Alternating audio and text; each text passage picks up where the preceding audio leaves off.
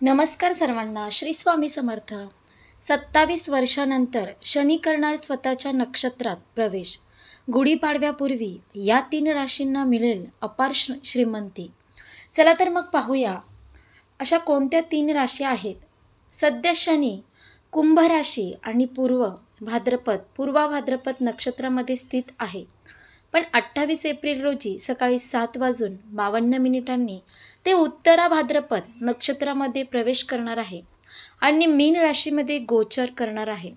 याचा प्रभाव सर्व राशींवर दिसून येईल, पण 3 राशीच्या लोकांसाठी हे गोचर अत्यंत शुभ ठरणार आहे. न्यायदेवता शनीला सर्वात कठोर ग्रह मानले जाते, कारण हा ग्रह व्यक्तीला कर्मानुसार फळ देतो. त्यामुळे शनी राजाला गरीब आणि गरिबाला राजा सुद्धा बनू शकतो. शनी प्रत्येक 2.5 वर्षानंतर राशी परिवर्तन करतो आणि दरवर्षी एक नक्षत्र बदलतो. तसेच 30 वर्षातून परत त्याच राशीमध्ये आणि जवळपास 27 वर्षांनी परत त्याच नक्षत्रामध्ये प्रवेश करतो, ज्याचा परिणाम सर्व 12 राशींवर दिसून येतो. सध्या शनी कुंभ राशी आणि पूर्वा भाद्रपद नक्षत्रामध्ये स्थित आहे, पण 28 एप्रिल रोजी सकाळी 7:52 ते उत्तरा भाद्रपद नक्षत्रामध्ये प्रवेश करणार आहे आणि मीन राशीमध्ये गोचर करणारा आहे. याचा प्रभाव सर्व राशींवर दिसून येईल, पण 3 राशींच्या लोकांसाठी हे गोचर अत्यंत शुभ ठरणार आहे. तर पहिली रास आहे तुळ राशी.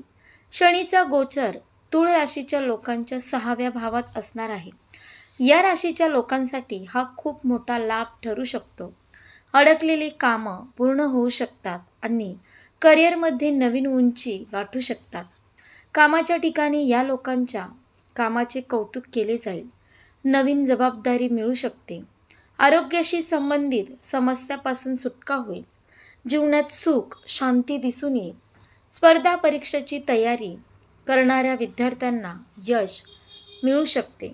कुटुंबात संपत्ती किंवा वाद मिटू शकतात. 2. वृषभ राशी. शनीचा गोचर वृषभ राशीच्या 11व्या भावात विराजमान आहे, जो धन आणि यश सूचित करतो. या गोचरमुळे या राशीच्या लोकांना धनलाभ होऊ शकतो आणि समाजात मानसन्मान वाढणार. सामाजिक गाठीभेटी वाढतील. करिअरमध्ये प्रमोशन देखील किंवा नवीन जबाबदारी मिळू शकते. कुटुंब आणि मित्रांबरोबर चांगले संबंध निर्माण होईल. आरोग्य उत्तम राहील. खाण्यापिण्याच्या सवयीकडे लक्ष द्यावे. तिसरी रास आहे कर्क राशी. शनीचा हा गोचर कर्क राशीच्या 9व्या भावात असेल, जो भाग्य आणि प्रगतीशी संबंधित आहे.